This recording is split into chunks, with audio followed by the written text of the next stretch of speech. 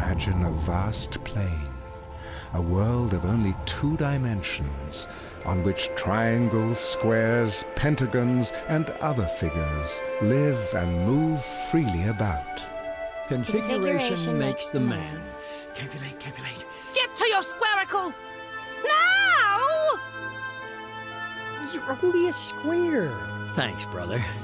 They know nothing of our 3-dimensional world. Such a notion is, of course, absurd and furthermore, illegal.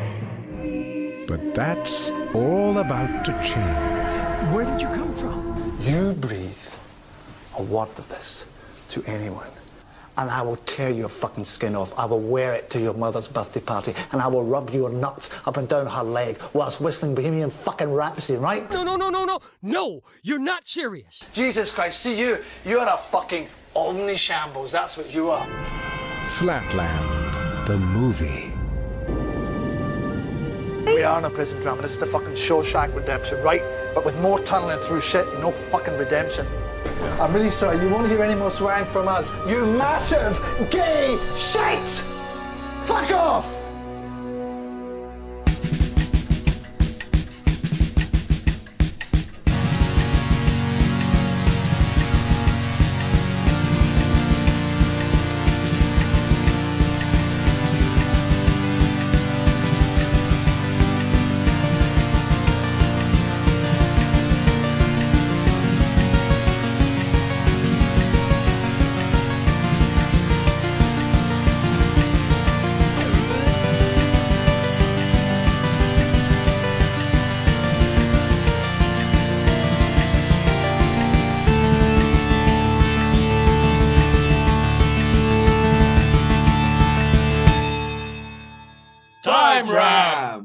My life fades and the vision dims.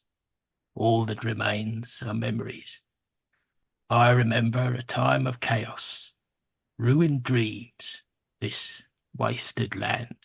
Yes, it's Britain in 2024.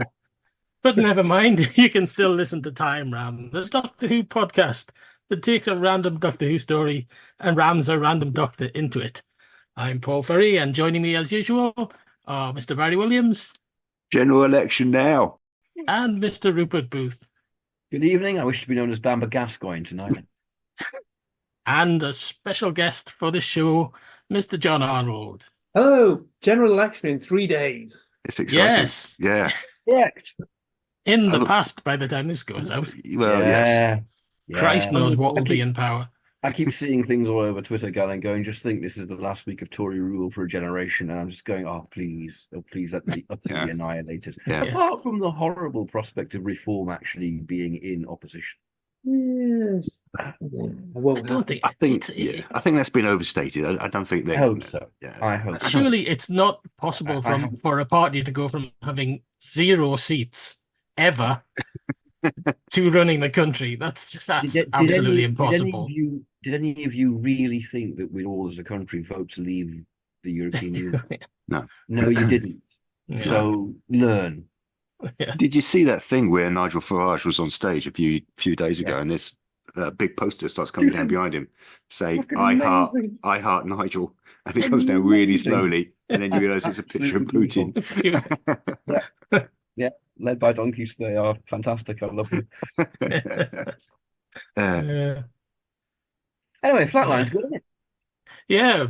Yes, Flatline. That's what we're doing. I haven't actually said that yet. Yeah, that's what we're doing this week is Flatline, only it's starring Peter Davison. So we're talking about Doctor Who, not politics. Right. Okay. Sorry, wrong podcast. In a way, the Tories will also be flatlining, so...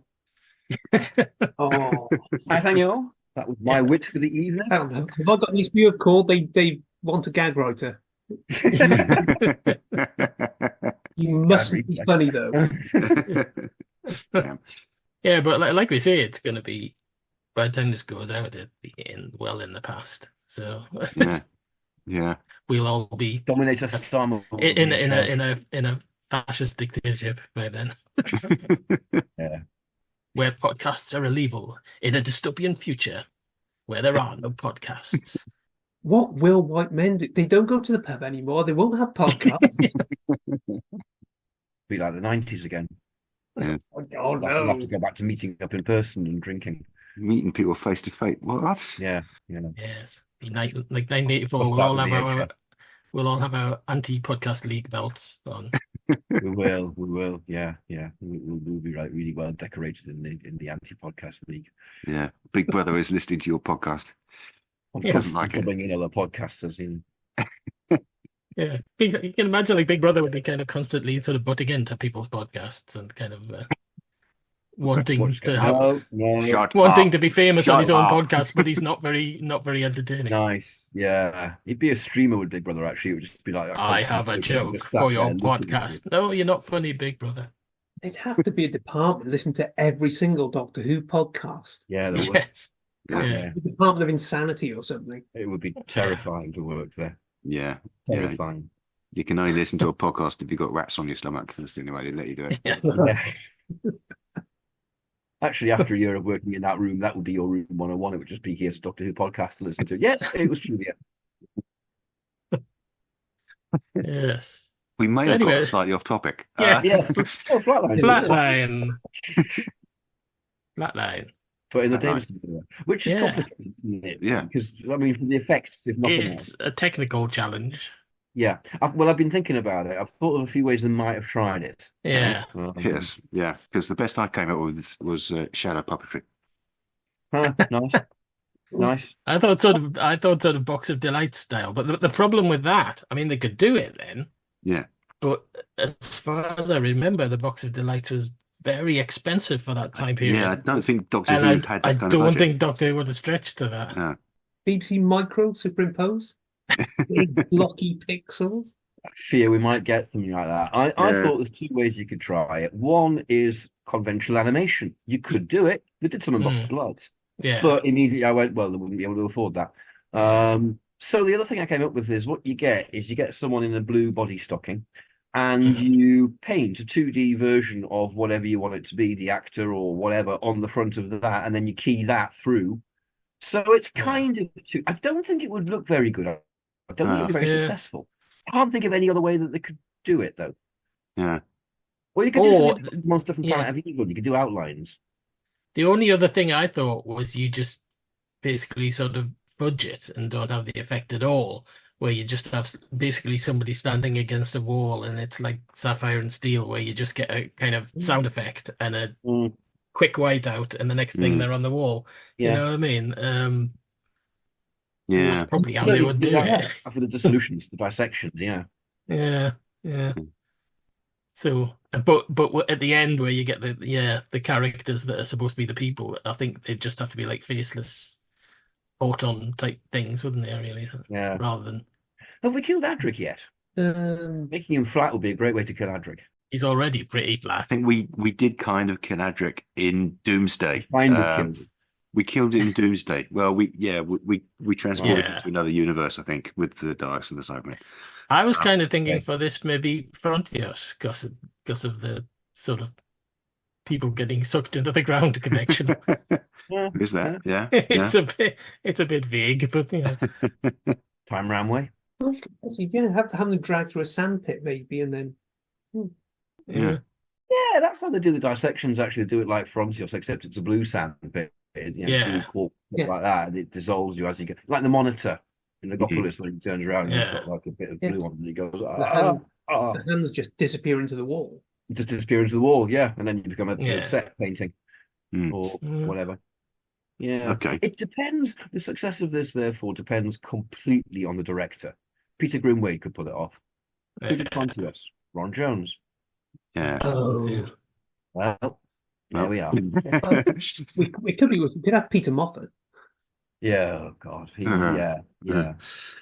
Peter Grimwade or Graham Harper. Yeah. Mind you, the good thing about Ron Jones is that at least he does turn the lights down, which a lot of them don't. Frontiers kind of looks all right most of the time, doesn't it? Actually, he did improve. He did improve. I think it's his first one, Time Flight. Well, that's I defy anybody to make that look good. So. Yeah, I defy anybody to go downhill from there as well.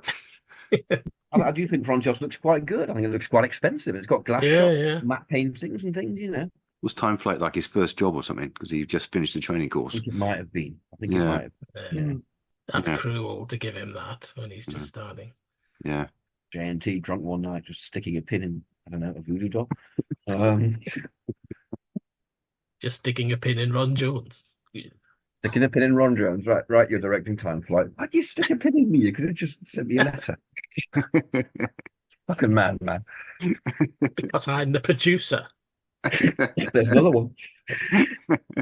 Oh, you've got to have an in joke on the wall. You'd like a guy in a Hawaiian shirt, surely. You've got the Yes. Yeah. Yes. On the wall. Totally big guy in a Hawaiian shirt. Yeah. Probably Gary Downey as well. Well, maybe he can be in the opening scene. Guy in Hawaiian shirt. He's on the phone. Right. I love his beard in the original. Actually, it's fantastic. Yeah. Yeah. You can have a beard in this. He can have a beard in this. Yeah. Yeah, he can definitely have a beard in this Let's and a Hawaiian shirt. get Cy Town to play him. Let's give Cy Town some dialogue. Wow. Okay. Yeah. Yeah. I mean, he's not in it long. I've got to be honest with you. He's not. Well, of course he's not. That's why it's Cy Town. It's just kind of, there you go. Here's your moment in Doctor Who. It's over very fast. Bye. Get back and sell your dialogue. Oh yeah. Yeah. Cytown kind of sounds like where the Cybermen live, doesn't it? Hmm. We have bought a new house over in Cytown. Excellent. It is much better than Cy Village. That is inferior. Cy Village sounds like a 70s thing, like Children of the Stones. Like Cy Powers. Yeah. And the great thing is you have the jet because you have the phone with the cord, so the movement is limited. Yeah. Yeah. Horror. Nice. All my travellings throughout the universe, I have battled against evil, against power-mad conspirators. I should have stayed here. The oldest civilization. Decadent, degenerate, and rotten to the core. Power-mad conspirators, Daleks, Sontarans, Cybermen. They're still in the nursery compared to us. 10 million years of absolute power. That's what it takes to be really corrupt. We got this guy on the phone. So this is the pre-credit. Yeah. He's terrified. He knows something. And then he ends up flattened across his wall. Mm-hmm. Yeah. Spread out. Which you could do with an anamorphic painting. Yeah. Technically, you probably wouldn't need much of an effect here, really, would you? You know? No, you just literally do it as an anamorphic set painting and you move the camera so you can throw it at the right angle and there it is. Yeah. Again, I think it'd be more like the time involved in trying to get it to look right. I think there's something they struggle with in the 80s. I don't think it would. A good designer would be able to, get it down as a thing. And then there's only one position you can put the camera in where it's going to work. So once you've rehearsed that a couple of times, I think it would be all right. I've never tried to point the camera at an anamorphic picture. I've never tried to point a massive tube camera on like hefty wheels at a picture. And I should have done. I realise I'm letting time round down, but hey, there we are. Yeah. Get yourself a tube camera now. Yeah. I can't do it now. I'm busy podcasting. If I go out and Get on the phone to Dickie Howard. You'll be the person I'd go to get a tube camera. Yeah. But I'm not going to get a tube camera, so it's a waste of time discussing it. I mean, it isn't going to happen. It costs some money for a start. How am I going to transport it? They're really heavy. What am I going to do with it? It probably won't even work. No, you get a fucking tube camera. They were built into TV Centre, weren't they? So they don't even work anywhere else. You can't plug them in or anything. They can't. No. They were standard things, but you had to have the row of racks that they go into. It wasn't BBC specific, but yeah, you do have to have the big row of racks of equipment that they plug into, and without them, nah. When they did Shardar, I know they tried to get one that was a 1979 one to do the final scene with older Tom. Yeah, I know they couldn't get one. Had to start with one that was 80s, and fucking enough, you can't tell. Didn't they get one of the sort of location cameras that wasn't anywhere near as good? It's kind of, you Yeah, can tell yeah, it's really like that, yeah. that end scene's really grainy. It doesn't look great at all. Yeah. I love the way they were going for the authenticity of what the picture looked like. Never mind the fact that Tom looks like 40 years older. As long as the authenticity of the picture quality is good, That's just Tom at the end of the season, isn't it? That's just him being bonkers. That actually was filmed in 1979. He just decided to age 40 years for that last scene because he felt like He's just come straight from Soho, hasn't he? Yeah. Hell of a night. And I wanted to get straight back to Soho. Yeah, that's what you get for hanging out with Jeffrey Bernard. And then I turned 40 years older. They had to let me out. They found me terribly amusing. Yes. Anyway, it's Peter Davison's story we're talking about. So, Yes. Yes. Oh, this is tangential tonight. Yeah. Yeah.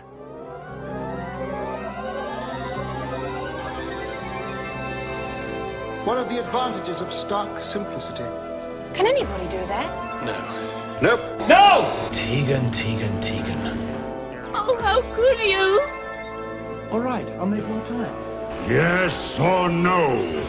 Yes would be best. You're getting old, Doctor. Your will is weak. Yes, well, that's democracy for you. One lump. So we've got the Doctor in the TARDIS. So I guess he's travelling with Tegan and Turlo. Mm-hmm. Yeah. So immediately there's too many characters. So they're arguing about something, aren't they? Yeah. Turlo goes and has a lie down in the Bickering. Delta Wave augmenter for 48 hours because he's tired. Well, I tell you what else is the other issue with this story is there's not enough plot for 4 episodes, really. So No, it would be all right if we it's had impossible. Turlo or Nis or Adric or someone off developing a solution in the background, doing their own plot. Yeah. Because, I mean, to jump ahead slightly, the weakness with Yeah. the plot in this story is the Doctor turns up at the end with his sonic screwdriver and just solves it, Yeah. Yeah. which they wouldn't do, particularly since the Fifth Doctor doesn't have a sonic screwdriver. You basically have much more happening in the TARDIS then. Well, you need something happening somewhere. Yeah. Yeah. I was thinking you have the Doctor and a companion stranded in that shrinking TARDIS. Because I don't think the Doctor works that well on his own. Hmm. I think have Turlo in there with him and have Tegan out. Yeah. Yeah, I would say so. Yeah. Right. Because Turlo's got no agency as a character, has he? So it's difficult to have him going off on his own. Because he That's would why he just spends go, oh, well, fuck he them. spends every story locked in the TARDIS. Yeah. Yeah. Yeah. And he's basically dad. He's basically, we're doomed. We're doomed. That's what he's there for. So he's going to be there pissing Davison off. He can froth at the mouth and spit a bit in this one. Yes. Borrowedness. Oh yeah. An infection. He invaded Tryon once. I know them. Yeah. They're made of heavy, solid metal. Okay, Yeah. so Doctor and Turlo in the TARDIS, and Tegan outside taking command. Yeah. Yeah. All right. Okay. So So this means Tegan could actually be, at the beginning, Clara's going to go off and see her to her house and stuff. This could mean Tegan was actually kind of going to see her house for the first time in like 3 years or something. We're It's going to see Andrew stood Verney. empty. We could put it in place of the Awakening. Yeah. Or have we already done that? Oh, have we done that?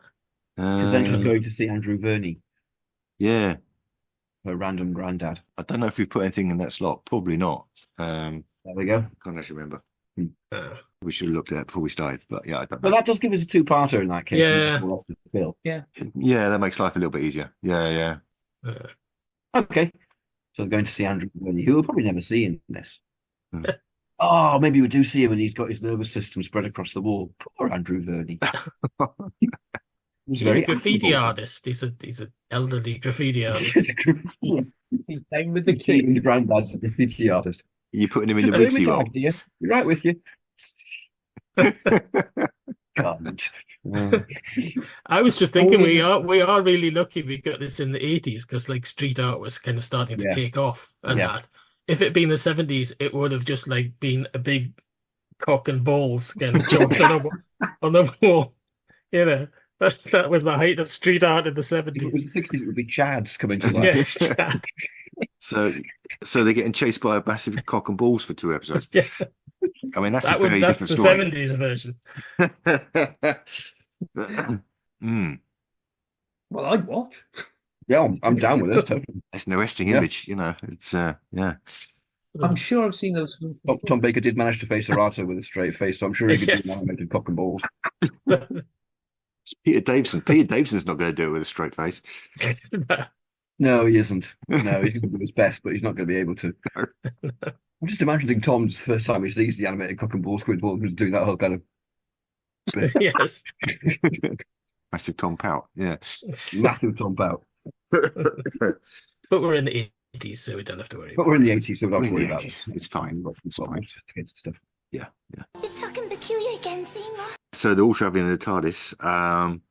We can dispense with Clara deceiving her boyfriend Danny, so that's quite handy. Mhm. Yeah. But they land. The TARDIS lands, and the doors. Well, I don't know quite how we do this in the 80s, but the doors are really wee. They're really tiny. They're not going to do this in the 80s. The doors are normal size. Well, they did Legopolis. Legopolis was shut down. You never saw it from the inside, though. You never saw. Yeah, the doors weren't All small right. So relative to the. what would we see here? Because there's no reason why the interior doors would change, and that would be incredibly expensive to do. Yeah, they don't match the outside First anyway. time since the 10th planet, we saw the exterior doors through the interior, which would be great. Mm. I don't know why they didn't do that all the time. That's such a simple thing to do. Just Yeah. put the fucking exterior doors. You've built a set with earthen tiles. Put them there then, and there's your illusion complete. But Yeah. no, we'll not do that. Because I don't know. It's the only way you could do it, really, isn't it? Have the big inner doors opening into some kind of shell, which has got weird doors. It's going to be a lot of horrible chroma keying, isn't it, as well, when you get the tiny model TARDIS and they're looking inside and people like that's going to be It's going to be dreadful. Yeah. There's so much ability. This just doesn't work in the 80s. Yeah. Needs a bit of spooky Paddy Kingsland, I think, this to make it sell it all. You know what? I know exactly how you do the TARDIS without any chroma keying at all. You build the set of the room, wherever it is, when it's on the mantelpiece, in front of the TARDIS set. There's a hole in it. Yeah. You open up and there's the TARDIS set, small behind you. Yeah. It's totally I was thinking you stick it on a monitor. Build a little TARDIS that fits on a small monitor. Yeah. It would look like it was on a monitor. I mean, wouldn't look great, no. great. You could just literally do that all the time, couldn't you? You could just stick it in front of, as long as there's a set behind it to cover it, you stick it in front Oh of yeah, the way they did the book the TARDIS set. in Hitchhikers. Yes. It was like projected Yeah, the up back from projection. underneath, doesn't it? Yeah. Yeah. Well, I wasn't thinking that. I was thinking just literally a hole, and you're looking through. Yeah. The set. But yeah, there's all sorts of ways. They'll probably do it with chroma key though, just to make it look bad. Yeah. When they don't have to. Yeah. I blame Barry Letts for all this. Bless them, but it's Yes. chroma key obsession. He should have just dialed it back a bit. Just easier, really, wasn't it? Yeah. Okay, so they call out the TARDIS. The TARDIS is about 2 foot tall. Yeah. And certainly in the original version, they find themselves on a railway siding in It Bristol. could be that Logopolis box. Yeah. They could use that one, yeah. it'll totally be that. Yeah. So Fifth Doctor might not be Bristol, might be somewhere in London. Mm. I'm not going to Yeah. go too far from Shepherd's Bush. Yeah. Heathrow Airport. Yeah. They might set it on an alien planet, Nah, not It's with put out there. You don't have community service people on alien planets. Oh, okay. Apart from Varos. I have them there. Yeah. Nah, you want it based in reality. This is a very Earth based. Should be an Earth story, I think. All right. Yeah. Well, a lot of the scares are juxtapositional. You've got these weird things going on in someone's living room, Yeah, there's that. and then the Yeah. sofa melts, and the carpet starts going all kind of Wibbly. Yeah. fear and loathing in Las Vegas. Yes. Tegan basically goes off to have a look around. Yeah. The split forces. The Doctor goes back in the TARDIS. Eternal. Presumably Turlo's never even come out. He's probably just still in there. He's just No, left. I don't think it's just in there. It's just Yes, you go and investigate. What a good idea. I identify with Turlo sometimes. I can see his point. You absolutely use it. I'll just stay in the TARDIS here. Yeah, Turlo's just in there eating some pineapple. He's fine. It's all Yeah. right. Some leftover pineapple from. Yeah. Yeah. They said to him, look, get some snacks. And he's gone and got some pineapple. That's what he's done. I'd take the bloody pineapple again. You know what happened last time? I happen to like pineapple, actually. He only makes it Just because Tegan's got an allergy. That's the only reason Yeah. he does it. Right. Yeah. She's on blood thinners. Brings her out in hives. There you go. Fact you didn't know about Tegan, you get in this podcast. Hives and blood thinners, apparently. Pineapple. So, we cut to Rigsy in that case, I guess. Yeah. He's doing his community service. He's having to paint out his own graffiti. I've got a casting suggestion for Rigsy. Craig Charles. Nice. I think yes. that kind of works. Yeah, He's the right, kind right. of person that in that era they would have cast as a graffiti Yeah, yeah. artist. Yeah. He'd have the charisma for it absolutely in space as well. It'd be great. He'll be quite young then. Yeah. He wasn't Yeah. very young. Yeah. Yeah. Brilliant. Brilliant. He'd be about 20, actually, wouldn't he? So, yeah, really young. Yeah. I was trying to think of someone for him, and I just couldn't. I just drew a blank for who'd be right for it. Yeah. Yeah. I mean, I was trying to think of sort of other actors who would fit, and I couldn't think of any. And then suddenly Craig Charles came to mind, and I thought, oh yeah, kind of works. Excellent. Well, the guy in charge is called Fenton. Yeah. Fenton! Fenton! Fenton! Christ! If you don't get that joke, I suggest you look it up. I don't get that. I'll look it up. Okay. You can be our case study. If you can find it, then let us know. Right. Just send me a link. He's not a very nice guy. He's making him paint over his own graffiti. Yeah. Played by Christopher Fairbank. You could probably still play it in the 80s, frankly. Yeah. Doesn't look any different. Or would he be being too busy on? Oh, if he's it with it. Avi's yeah. Working on the site from morning till night. That's living all right. That's living all right. Shut your mouth, twat! You could always get sheared in full Bronson mode, couldn't you? You could, yeah. Or Helen Mirren, I think she was available. Helen, she wasn't very much. Was that Helen in the opening scene with the beard? Oh no, that was Side-Town. Side-Town, yeah. Helen Mirren, Side-Town. You never see them in the same place. You don't. No. Just saying. Told you about spreading your Helen Mirren Side-Town rumours. You've literally never told me about spreading my Helen Mirren Side-Town rumours. It's never ever happened. It's one conspiracy theory too many. Oh right, William Hartnell getting his knob out, and that's why episodes are missing is fine. But this,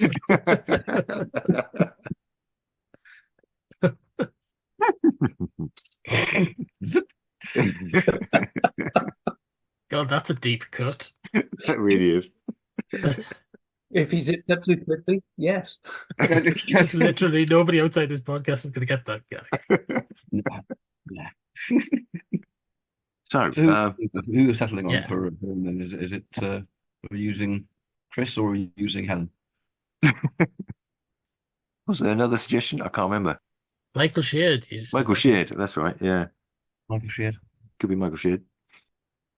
Helen Mirren would be really interesting casting, though, wouldn't it? Well, it always is, you know. No question. Okay, let's have Helen. All right. Right, cool. Sorry, Michael. Okay. Yeah. He gets those. Yeah. Not as many as Helen. He got a massive fiberglass version of us. Oh no, that was someone else. Wasn't that? Never mind. That was Donald Pleasance. Donald Pleasance. Yeah. Yeah, stop us if you've got no idea what we're talking about, John. It's gonna some of the in-jokes in this podcast are getting excessive. Yeah, sorry. I thought it was Michael Sheard for a moment. Sure, made a big fiberglass one that was like 10 feet tall and needed to be delivered on the back of a lorry. Yeah. Because Michael Sheard wasn't available. Not Michael Sheard. Oh, never mind. This is irrelevant. Can you imagine the 2K being 1D? The whole thing would be her. I've been imagining it ever since, though clearly not accurately in recent times. But there's no reason there couldn't have been a massive fiberglass Michael Sheard as well. We don't need to be talking about massive fiberglass Michael Sheard. So Helen Mirren. Let's move on.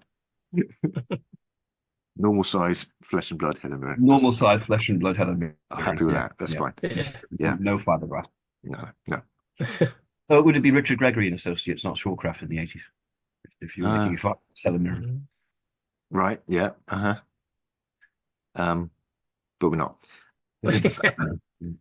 The Malice as well, so they could handle a fiberglass mirror. Mm-hmm. I'm not sure I could handle a fiberglass mirror. So Tegan arrives. Yeah.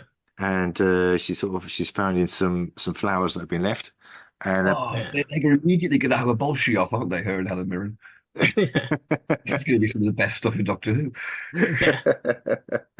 She'll have her arms crossed and everything. Yeah. It'll be like the British version of Dynasty for a short time. We're just trying to out-bolsh each other. Yeah, I'm not sure Tegan makes as an effective a doctor as Clara did. Yeah. No. It's a bit... No. Yeah. She'd be standing there thinking, I'd have much more authority if I wasn't wearing this fucking boob tube. Yeah. Well, actually, if it's replacing the Awakening, she's not in the boob tube, is she? She's in she's not. hideous dress. Oh, the one from Warriors of the Deep, that really Yeah. coloured thing. Yeah. Yeah. I mean, walking around in a public place dressed as an 80s companion, I mean, it's got to be embarrassing, isn't it? Yes. So anyway, Tegan turns up. She finds there's a mural on the wall of people facing away from us. They just see their backs. Yeah. And I'm sure that'll turn out to be relevant later on. Commercial time. They all say, who is Doctor Who? This is Tim Trelaw. This is David J. Howe. I'm Peter Purvis. I am Sadie Miller. This is Lauren Cornelius. Larry, it's Fraser. For all things in the Doctor Who collecting world and beyond, the Doctor Who Collectors Podcast. I'm Larry Van Mersbergen, your host, and I've been collecting for 42 years. You're listening to Time Ram on the Direction Point Podcast Network. Okay, so Tegan returns to the TARDIS. Yes. Yeah. It's we. It's we. That's right. Yeah. She's disturbed because it's only about 6 inches tall now. Yeah. Mm-hmm. The Doctor and Turlo inside, obviously, they realise that they're trapped. Right. So, certainly in the original version, we've got 12 handing Clara his sonic screwdriver. No. Mm-hmm. And psychic paper. No. No. But what he does do, which I quite like, because I was worried that, oh my God, are they on their mobile phones throughout the story? No, he hacks into her optic nerve. Yeah. Yes. Marvellous. Yes, it is. Yeah. And could be really, really invasive. Yeah. Yes. Oh, and a gag through seeing the world, but through Tegan's eyes. Oh, this could be fun. Yeah. He'll give her a massive pair of headphones as well. Visual signifiers are always nice. Yeah. Absolutely. I think they'll do the comedy of it really well, though. I think they'll sell the frustration of the Fifth Doctor and Tegan trying to communicate at the best of times, but then via this method. Yes. I think Davison will be going very squeaky and high pitched at some point. And you get the steel fielding, won't you? Just the nose go dark and whoa. Yeah. Steel fielding, nice. That should be a look in Zoolander. So she's back off. She's got her earpiece, or it's her headphones, her 80s headphones. She's got a daft 80s dress on. She's ready to go. She's yep. And she's got the TARDIS in her bag. It's a good job we didn't do front yachts, because if the TARDIS is down there, if she was wearing that bloody leather miniskirt. Yeah. And I mean, I don't know. Is this a Stephen Moffat? I don't know what Turlo would be thinking of that.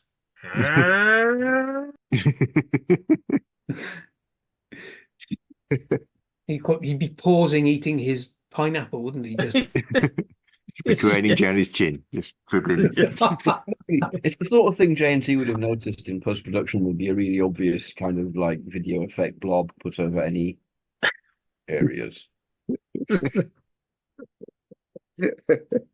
Float around a bit on the screen. comedy synth noise here, do we think? Probably. Yeah, probably. Who's doing the music for this? Who did The Awakening? Is it Peter Howell. I think it's Peter Howell. Nice. Quite decent. Yeah. It's got a lot of drums in it, which usually indicates Peter Howell. He'd like his drums. True. Yes. In the way that Malcolm likes his pipes. Yes. Tegan basically returns to Rigsy. She just walks back. It's his lunch break.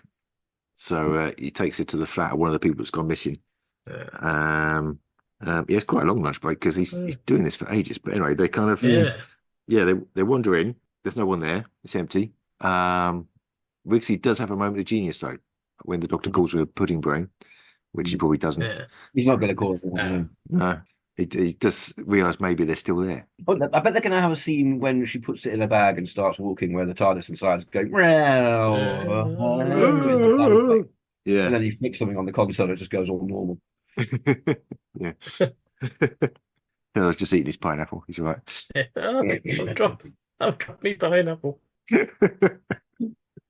That's not a euphemism. It is now. Oh, I got pineapple all over my trousers.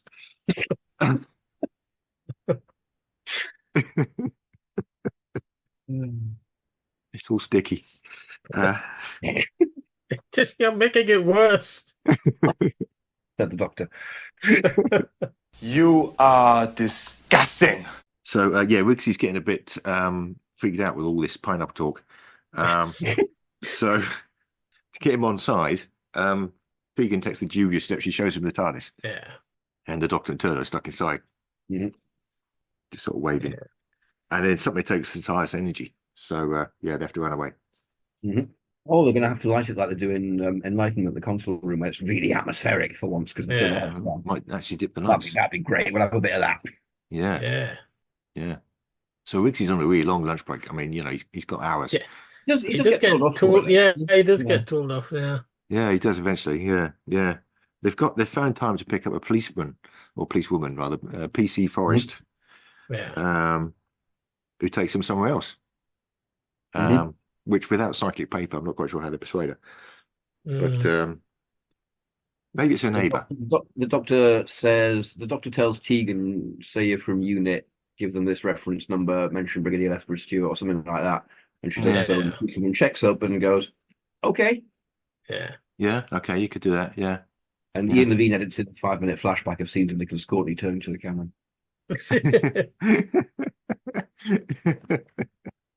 Which nicely fills some of our runtime. Yeah, we get a whole sequence of Harry Sullivan the lot, Yeah, Harry Sullivan. Yeah. We'll get Sarah, Sergeant Ben. All the we get Paul Darrow from the Silurians. He's in it. Corporal Bell. Corporal Bell turns up, turns to the camera. Yeah. That was good. That shot where his face is all blackened with soot. Yeah. Benton, of course. Like Yates, Yeah. Captain Turner in the Invasion. Brett Vion, he turns up. Terry Walsh. Wallop. Any room for Colonel Crichton? There's always room for Colonel Crichton. Yeah, well, Colonel Crichton. Yeah, he's after that. Yeah. What we won't have, of course, is any clips of the Brigadier from Never Fear, because there weren't any then. Yeah, you have to fake that one with a photograph, Literally holding it in front of the camera and moving it a bit.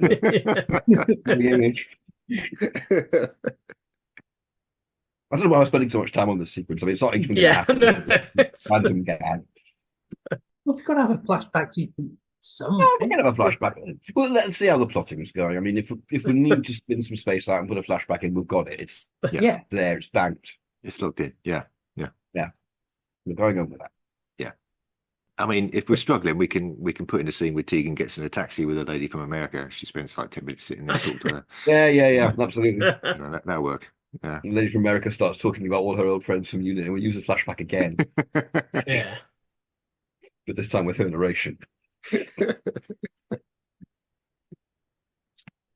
GNT goes, it's Dolores Gray, and everybody goes, who? Who the fuck is? Yeah. To this day, I don't know who Dolores Gray is. No. I really haven't the funniest. Still on musicals, apparently. Well, I mean, the only thing I know her has is that bird from Silver Nemesis. That's it. We're going to find out that she's won like Emmys and Tonys and Grammys. Yeah. That bird from Silver Nemesis, that's what's engraved on the statuette. Yeah. It'll probably turn out that she actually discovered DNA. Single-handed the end of the Second World War, Was denied the credit. Yeah. We should do a podcast about Dolores Gray. Let's do that. Yeah, that's got legs. Yeah. All the ideas we can think of that Dolores Gray could be in. She could turn up in Launch Hunter. Show Dolores. Yes. Dolores was a launch all along. Launch? No, not you. Don't be a launch, Dolores. Oh,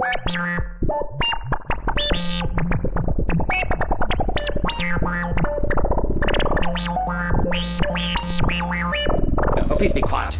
On Hunter was a series of films in the 80s starring Sean Connery, as you may have worked out, Sean. Obviously it was. Yeah. I was taking I was taking the impression we haven't got any Scottish listeners here, have we? No, not anymore. Let's hope not. Not after last week.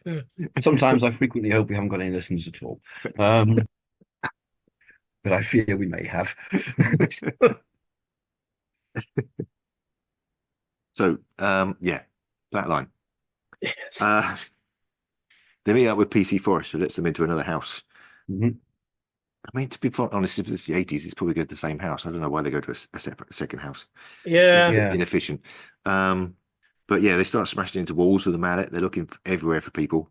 Mm-hmm. And then Forrest goes into another room and gets eaten by the carpet. Who's playing her?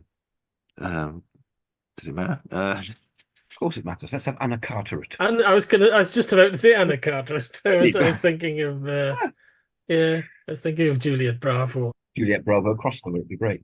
Yeah, yeah. I can't think of the name of the other. No, I can't Juliet either. Bravo. Yeah. The first one. Oh, Stephanie, something was it? Oh, I can't remember. Was it? Yeah, it might have been actually. I think Stephanie is right, but it doesn't matter. Yeah. Oh, Anna Carteret. Yeah. Right. Oh, great. So we're just like we're getting Anna Carteret in for 2 minutes and then smearing her across the wall. Yeah. In nerve form. But GNT will be all over it. There'll be photographs of her in the Radio Times with her makeup. Yeah. Totally the sort of thing he'd do. Picture of himself pointing at her, Yeah. Pointing at a nervous system on the wall. And the doctor smeared me across the wall. Yeah. Indeed. That's the article in the Radio Times. Sounds like a good title for a punk album as well. Carteret smeared on the wall. Across the wall. Across is better than all. Yeah. So Tegan and Riggsy go in to the room. She's gone. But they identify her nervous system across the wall. How you do, someone? Delightful. Could well be.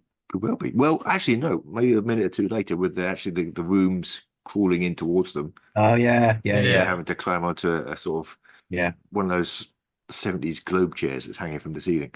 Yeah, usefully. Yeah, it's handy that's there. Yeah, it is. Yeah, if they were in my living room, they'd be fucked. So yeah, I could stand on props. I could jump on the podium, and I'd be fine. Yeah. I don't understand Unfortunately, sorry. I was just going to say, I don't understand why the bonus couldn't go up onto the ceiling and then come down the chain at them, but yeah, the bonus is stupid. Yeah. This is going to be a terrible CSO. Friday. CSO effect, isn't it? Where CSO Vegas. They're going to be hanging in front of a blue screen, and it's just going to be the room with weird video effects on behind them going. It'll be video effect. It'll be. I think things like the sofa dissolving. It'll be. You'll just do dissolve from the prop from the sofa to the sofa painted on the wall and on the floor. Like Sapphire Steel, like we were saying earlier. Yeah. Which would be quite effective still. It'd be quite weird. Yeah. I mean, it's an unusual concept. It's an unusual enough concept that I think you could stage it much more simply and still get the point over. It's quite a strong thing. You can envisage it. Yeah. They probably still have to spend more time on it than Doctor Who usually had to get it to work properly. But they could have an attempt, I suppose. Yeah. I mean, realistically, it's not a story you'd commission back then. No. Realistically, you just go, no, this cannot be done. We're not doing this. Go away. But we're stuck with it. Yeah. So they're hanging off the ceiling. Tegan's boyfriend calls. Trying to pretend to him that everything's okay. Andrew Verney called. That's Andrew Verney, yeah. Andrew Verney calls. Grandfather calls. All right, dear. Sorry about a terrible Australian accent there. Australian. Oh, was that Australian? Right. Okay. Yeah, that's what I'm saying. Andrew Verney's more sort of English, though, isn't he? Or West Country? Yeah. Could have a cousin, couldn't we? I thought he was supposed to be Australian, but kind of it wasn't a. Oh, okay. He was British. It could be a cousin. You could have another cousin. You could have the same cousin. He survives. Same really, really wet guy. Yeah, is he called Colin, or is Colin the other one that dies? Yeah, one of them. Yeah, Colin. Colin's all right at the end, isn't he? Yeah, he dies. His mate dies though, doesn't he? Does he? We should just leave it as Andrew Verney. Yeah. The Collins are confusing. Yeah. Andrew Verney's busy covering himself in Jay's fluid. Oh, is that someone else? I'll keep confused now. So that was Perry's dad. Perry's dad, that's right. Perry's of course it was. Maybe Andrew Verney's doing it as well. Why not? It was the 80s. Yeah, let's face it. The thing, since they're both in the same season, maybe it's kind of arc, sort of like a primitive version of Bad Wolf. all these current people are going to leave somewhere. Grazani. So towards the end of the season, the doctor's going, why are all these people covering themselves in Jay's fluid? Meeting people covered in Jay's fluid. That's going to be significant. Oh, falling at some spectrums. Oh, my leg hurts. Hey, maybe Jay's fluid will help. No, I made it burn. Fucking Jay's fluid. You'd lied to all season. Fucking art plots. Anyway, we should probably move on from this room. So they crash through the window, they escape, and it's around this point that the Doctor realizes that they're encountering foes from a two-dimensional universe. Is that the cliffhanger? Maybe. So conceptual. Conceptual, yeah. Does he draw it on the TARDIS computer? He does. In BBC micrographics, he totally does that. Yeah, doing that. Yeah. And bits of it start flashing from 2D. Yeah. It's when Turlo gets some pineapple. It's like kind of opposite of dimensions and time. Actually, the cliffhanger is more likely to be Tegan and Rigsy hanging on the thing, isn't it? With that's what I originally thought. The room closing in. Yeah. Unless you combine those two moments. You combine the two. You combine the two. So yeah. The Doctor hangs it. And end it with the Doctor saying something a little bit more dramatic, like, I don't know how to fight that. Yeah. Mm-hmm. Yeah. Crash zoom. Right, yeah. Yeah, crash zoom. We're closing in. Yeah. Yeah. Great. Cut. And fantastically, the chair going through the window, they could do exactly the same way they do it in the modern version, which is just not show it. Not show it. That's effect. Yeah. I thought that was one bit, I think it's brilliantly made in general, but that bit I thought you could have sold it a little bit better by just keeping it a little bit longer on the phone with boyfriend and just doing more and more extreme ridiculous, not make it comedy. Yeah. Yes. And that way you weren't cutting away from it. Yeah. I don't quite mean ridiculous like the TARDIS noises and the horns and Nymon where it all blows up, but something a bit longer, Yeah. Rigsy gets back to his work team. Mm-hmm. Yeah. And they're like, you've been gone 3 hours. Where have you been? Mm-hmm. So he was looking up for a talent from Helen Mirren, wasn't he? Because let's face it, that's what everyone on that ground would be doing. Absolutely. Yeah. Absolutely. Yeah. You're taking orders from Helen Mirren. You're going to be there on time every time. Yeah. So shut up and sit down. And you know what? We're setting this up, lad. 30, 40 years on, we're going to have articles comparing Helen Mirren to Margaret Thatcher. Absolutely. Absolutely. Yeah. It's clearly very satirical. We could have Dolores Gray playing it. They could give that goofball hairdo, couldn't they? That big. Yeah, they could totally do that. Could totally make her a mini Thatcher. Yeah. She could pull it off. Yeah. So they're back at the mule. Basically, they spot the mule, and the Doctor realizes that the mule itself is the missing people. I love how Turlo's not even had any dialogue. It's great. He's just eating his pineapple. He's just enjoying his pineapple. Yeah. He's enjoying something. But he's having a good time. Well, is he not sitting on? I think he should be sitting on the floor and frothing at the mouth a bit because he's had too much pineapple and going on about the boneless like he does about the Tractators. Yeah. Yes. Oh, we're shifting to the Awakening now. What he's still do is frothing. Yeah, he can something he's encountered, on his as yet unnamed planet. Yeah. And there was some way of dealing with them. Yeah, he can't remember. He needs to start work on the solution. Yeah, he's thinking about ways to beat him. They realize they're in danger. Stan, one of the team, gets sucked into the wall. Derek Deadman. Why not? Oh, nice. Yeah. He's in it for 2 seconds, but fine. Yeah. Derek Deadman, if you like. Yeah. So they all run away basically. Oh, blimey! Kind of like that when he gets stuck into the wall. That was a terrible Derek Deadman impersonation. I'll not do that again. Are you Doctor? That's a better one. I am being sucked into the wall, Doctor. You cornered the market in Derek Deadman impressionism. Excellent. You don't get another podcast. The career opening up there. It's a niche, I've got to admit. Yes, but we're absolutely commanding in it. Is Derek Deadman dead? He is, isn't he? Yeah. I think so. Yeah. So he is actually Derek Deadman. He is actually Derek Deadman. Not Derek lying about being Deadman. No. So the team run away. Basically, they run away. They hide in a sort of train shed in the original. Sort of a siding somewhere. It's going to have to be on location, isn't it? Yeah. There's a lot of location stuff in The Awakening. I suppose so. Yeah. Just find the locations. They'd have to find somewhere to do this. I'm not sure where they would do it. I don't know. Oh, yeah. You can film late at night in the. If you come in by Paddington, as I do to London, there's graffiti on those, on the rail side. Oh hell yeah, yeah. Well, there's things like that underground station that everyone uses, isn't there? Yeah. I think it would go to a set, mind you, when you do things like the flattened handle, because you want to be doing that. That'll be on a set. Yeah, definitely. Yeah. So it'll be one of those typical things of film set. Yeah. I think when they get in tunnels, they're probably on a set. Yeah. Yeah. Fenton. Challenges Tegan for leadership of the group. Yeah. Until she threatens to cut his ball off, basically. Absolute anti-murder. Yeah. Except it's Helen Mirren, isn't it? You're getting the fingernails in to take flesh off. It's really going for it. It's Helen Mirren, so they'll have a sort of I don't know, a bitch off or something. Yeah. It's Helen Mirren, isn't it? Yeah. Right. I do like this bit where the Doctor gives Clara advice about how to take charge. And she goes, "I'm your best chance of staying alive." Yeah. Tegan's not going to be doing that. But why not? Why not? Let's just give her that. Yeah. Let's give her that line. It's a great line. It is a great line. Janet Fielding and love it.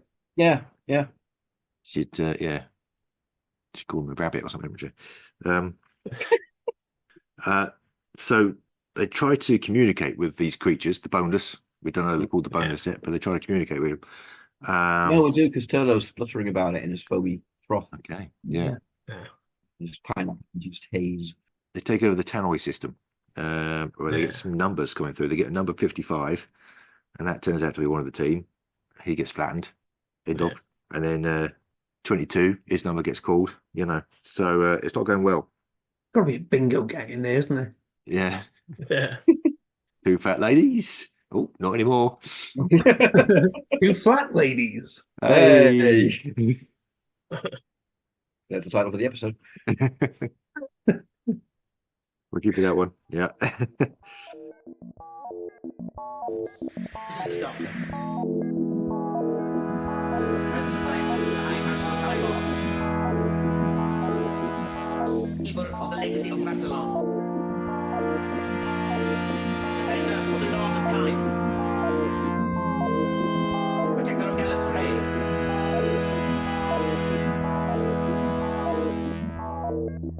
So this is when they run into the tunnels. Mm-hmm. And the Doctor's working hard. He's building a deflattener. Mm-hmm. Yeah. Turner's probably helping. No, Turlo's frothing. Oh, he's frothing. Yeah. He's still frothing. He's fine. He's frothing. He's trying to remember the solution. Yeah. And I thought you could do a bit of hypnosis like Tom does it all the time. Davison never really got to do that sort of thing. I think it'd be great. He just has to kind of like get through these mental barriers.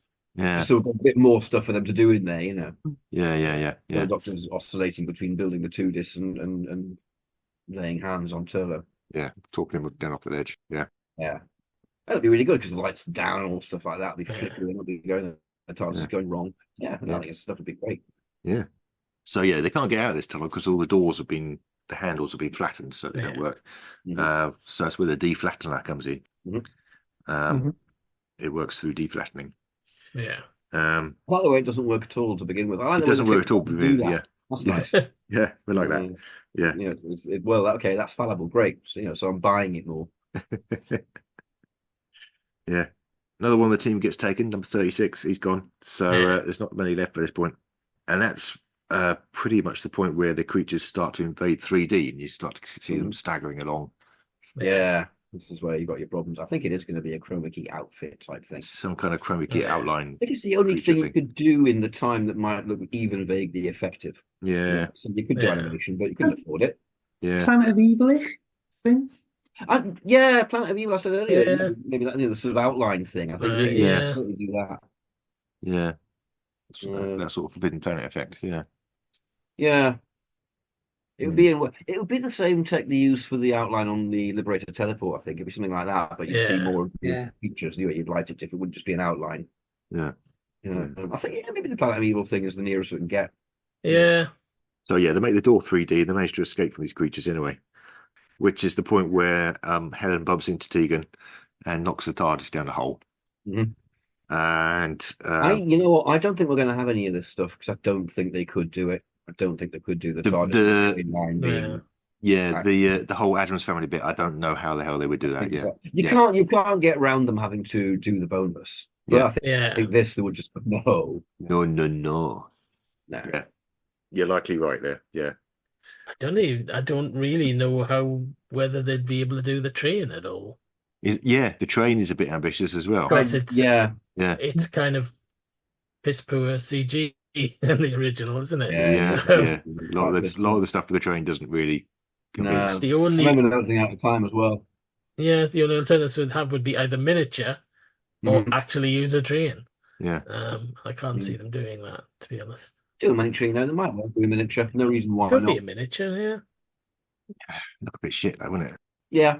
I'm just thinking about that Action Man. But so did the CG ones. Again, you'd probably cut it. Again, you probably just wouldn't do it. You maybe have the TARDIS drop, and that's and then we'll replace all this with stuff inside with Turlo and the Doctor getting closer to the solution. Yeah. You need more stuff with them. Yeah. While Tegan's climbing down ladders to get to the TARDIS. Yeah. Yeah. So you still get the shock moment of it being dropped, but we'll Yeah. Because actually the train is a bit of a non sequitur, isn't it? It's a kind of, we'll drive this train into it, and then the train gets flattened against the wall. Nothing really, it doesn't really go anywhere. I'm absolutely sure the train is there purely so they can have the scene of the hand, which is great. It is great. I don't mind that it's a little bit contrived there. Yeah.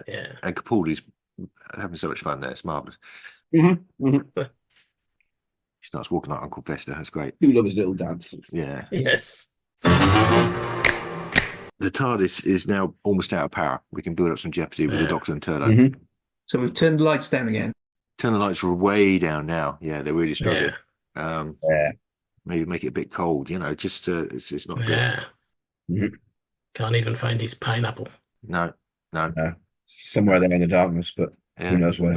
He lost that ages ago. Could be anywhere now. Yeah. That's what started him on his foaming fit. It's like catnip for trials. Yeah, without his pineapple, he's raging. He's about to. Eyes have gone big, Yeah. Yeah, and that's when he realizes this is how they defeat the bonus. It comes to him in that moment. Yeah, and how they defeat the bonus is waves. Yeah. With a bit of pineapple. With a bit of pineapple. Hoik it at them, and that's job. They don't like it. They don't like pineapple. All right. Well, to extrapolate from that, one of the solution is something a bit more maybe 80s, which is that you simply have to advance on them. Everyone's been running away from them. If you come towards them, they cannot comprehend you. They can't comprehend how you're moving in those dimensions, and they retreat. They think you're getting bigger. They think you're getting bigger. Yeah. They don't understand you. Yeah. Okay, one last time. These are small, but the ones out there are far away. Because everyone always runs away from them, has done all the way through this, and the Doctor strides out. It's like the War Machines, where the Doctor just strides towards the thing. Great heroic moment for Davison. And that's the thing Turlo remembered. Yeah. Excellent. Will that do? I mean, we're not quite at that point because Tegan also has a great plan. She gets Rigsy to draw a picture of a door. Yeah. On a big old railway poster, and then by cunning positioning of the TARDIS, she manages to get the bonus to recharge it. Which I liked. That was great. It's very nice. Yeah. So everything returns to normal. The TARDIS kind of flies back into full size, really. Yeah. So that's when the Doctor can emerge. It materializes. Yeah, that's true. Yes. Yeah. Which after last season would be really refreshing. Yeah. Is Sutek sat on top of the TARDIS in this? I suppose he is, yeah. Yeah. Crouching there, just hanging around. Really small. Yeah. Fucking get you! Where did Sutek go in Frontios when the TARDIS was broken up? He just had a mooch.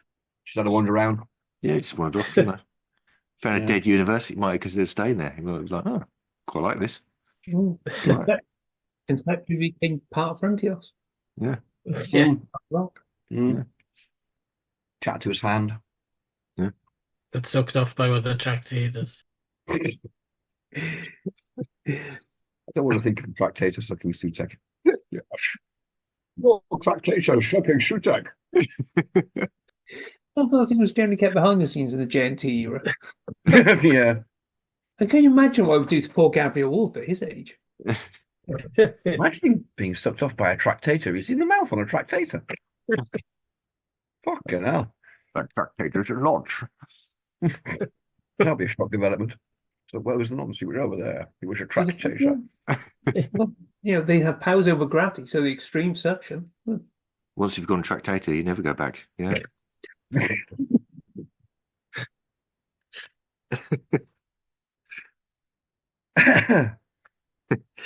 We've talked so much about Flatline in this story, haven't we? Been really laser focused. I say they won't run them boneless when I finish with them. That's what fires off the bonus. Turner comes out with a boner. What are you talking about now?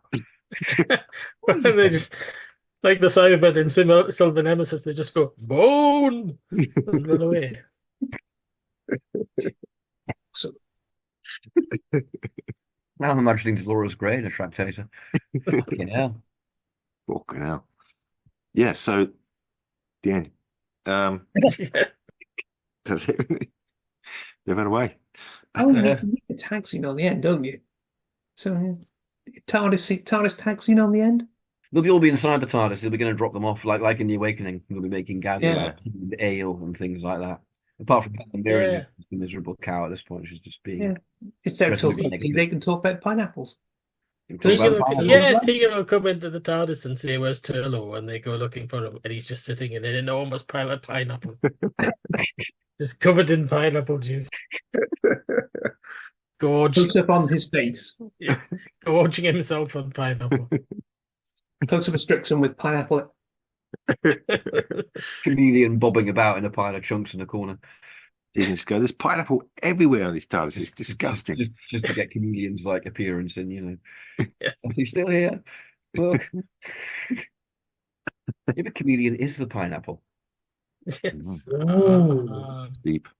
Maybe Chameleon was the pineapple all along. Yeah, there are 6 levels. Maybe Chameleon was the pineapple. The walrus was Paul. The pineapple was Chameleon. Job. There's a pineapple drops from Turtle's hands with a metallic clattering sound. Yeah. As he's biting into it. That really he doesn't Planet of Fire. Good. Excellent. Well, there we are. Yeah, great. Yes. Right. Thank God for that. I mean, as the Doctor says to Clara at the end of this one, goodness had nothing to do with it. Only the goodness in a pineapple. Pineapple. The Doctor actually ended up having to sort of force feed Turlo pineapple to get him to remember. Yeah. What the? Eat your bastard. It would cut back to him.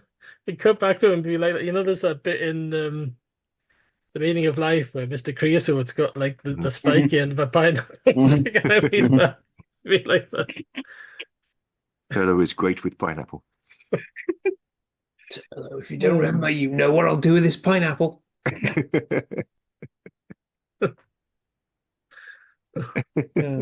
Excellent. And that's the first sight that Tegan and Andrew Verney, because Andrew Verney will turn up in the TARDIS in the final scene.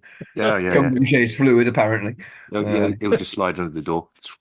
Yep, straight through. Into a mound of pineapple at the end. And the pair of them sit there looking all sticky. Cue the credits. For the love of God, cue the credits. Imagine the memes are There'd pineapple, you know, the top of the pineapple out of the TARDIS where the light's supposed to be. Yeah. Mark Strickson for the last 30-odd years was being nothing but pineapples given to him as presents at conventions. Every single convention he went to, someone would think it'd never been done before. Like Tom with Jelly Babies, more fucking pineapples. That's his stage act. He eats the pineapple at the end of the show. Yeah. Convention Whole crowd, they're going, eat it, eat it, eat it. All those convention photos of him looking horrified. Like Jim Coleman's looking at a terrible turkey head. Yeah. Just through the years, getting older and older, there's more and more pineapple. 1,000-yard stare. It'll be like his nam. Absolutely. Yeah. You weren't there, man. You didn't have to eat as much pineapple as me. And God, they didn't cover me in Jay's fluid.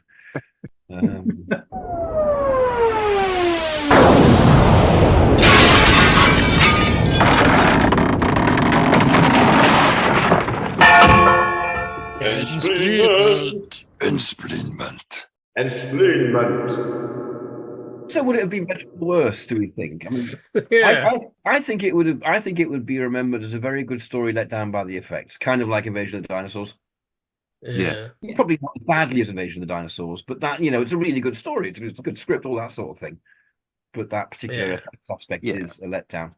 I don't think they could do it as effectively in the 80s. No. Yeah, I think we've got the best version of it. Yes, I think so. Kind of the 80s version of Bob Baker and Dave Martin stories. It is, isn't it? Yeah. Mm-hmm. You just look at them and start weeping. Yeah. Except if it was sort of Bob Baker, Dave Martin story, it'd be 6 episodes. Yeah. But like a lot of these things, it's not really a story they would have done at that time. They just totally would have done it. A few years later, I think if we got it from McCoy, they might have done it. I think Andrew Cartmel might have done something like this. I still think you're going to struggle with the effects, though. I think J&T we just can't do that. You need CGI for that. There's some things that you need CGI for, and that's the correct use of it. But it's one of those you'd ask the showrunner 30 years and go, "Yeah, we could have done that brilliantly today." Yeah, absolutely, absolutely. But it would have had to have some, live human interaction. Maybe they just do it like the Vardens. Maybe it just be bits of foil going tinkly, tinkly, tinkly at you. Really scary. Yeah, that would be utterly menacing. I'll do numbers then, shall I? Yay! All right. The Doctor is Matt Smith. Hello. Some scaggy for some trout. Give us some trout, man. Well, it's story 241. That might be a Matt Smith. Might be. Yeah. It is Time of the Doctor. Well, that's a nice and easy episode for you guys, isn't it? Well, yeah. Well, I've done it again, and we've got 24. Oh. That's a hard one. Yeah. That's a hard one. Yeah. Savages? Something like The Celestial Toy Maker. Oh. Ooh. Blimey. Topical. Yeah. Yeah. Matt Smith and the Celestial Toymaker, I can totally see. Yeah. Oh, yeah. The Celestial Toymaker done with that technology, with CGI, I can totally see. Yeah. This is going to be a better version than the original. I'm calling it now. To be fair, that wouldn't be terribly difficult. That wouldn't be. It's not a high bar. Hang on, I've just got a call here for you. Ian Levine is apparently disagreeing with you. Does that mean Ian Levine has woken up? You have unleashed the wrath of the beast. Ian Levine is a nice AI version to show you. Yeah. We can make it on AI then, yeah. Oh. He's remade the Matt Smith story as William Hartnell, as if it was a William Hartnell story. With animation as well, just to annoy you. Yeah. I'm so not going to watch that again. I watched it about a fortnight ago. Yeah, I watched it like a week or two ago. Yeah. It's mental, but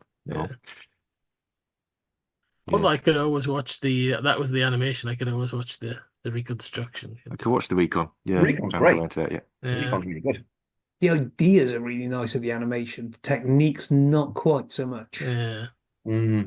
Yeah. My son sat down and watched the animation. My son's 9. I was astonished that I managed to get him to sit down and watch the Celestial Toymaker of all things. But the animation kept him interested, so he sat down, watched the whole thing quite happily. Yeah. So yeah. Now make him watch the Recon. Make him. Now make him watch the Recon. Make him. He's never going to watch the Recon. I put the Recon on. He will walk away after 2 seconds. I would have to literally lash him to the sofa. Like I said, make him. Clear in my instruction. Child abuse. Exactly. I was going to say the police get interested at that point. Yeah. Well, lash them to the sofa and make them watch the Celestial Toymaker. They'll leave them alone after that. Fucking coming back, they'll be, no, that man's mad. This sofa is dimensionally transcendental, isn't it? It's going to need. We're going to have to. The whole police. By the time all the officials have turned up, all the social workers as well. Dolores Grace, she might be there. Who knows? Yeah, where are those policemen? Oh, they're in the sofa. They're watching the Celestial Toymaker. Leave them be. How many times have watched it now? 50. Make it stop. Quiet, you. Never. Excellent. Anyway, we've learned something about Bass tonight. Good. Yes and no. So that was Time Ram. Join us again next time for the Celestial Toymaker. Will he be celestial? Or will he just be the Toymaker? You never know. We'll have to decide that because it's going to be Matt Smith in the less enlightened 2011. What? I don't know what I'm talking about. Anyway, maybe we'll have decided what we're talking about next time. I've been Paul Ferry, and joining me have been Rupert Booth. I said I wanted to be called Bamba Gascoigne. And Barry Williams. I think I've got COVID. And Jon Arnold. I'm not infectious, I promise. Bye. Oh, I need to do the outro stuff, haven't I? Yeah. Bye. But not bye yet. Oh no. But bye. But we'd like to thank Ben Jones for our music, and if you want to talk to us on Twitter, we're going to keep calling it Twitter, but it's kind of called X now. I'm at Paul38, Baz is at Baz Timeram, and Roop is at Rupert Booth. What are you at, John? I'm at _arm, ARN. We've also got a page on Facebook, and there's some stuff on Tumblr. If you do on Tumblr, what am I missing out? Oh yeah, if you want to support the podcast, you can give us some money on Patreon. Yeah, give us your bloody money, and you can have some extras and stuff in return, probably. Or just leave us a nice review if you want to do that sort of thing. Bye!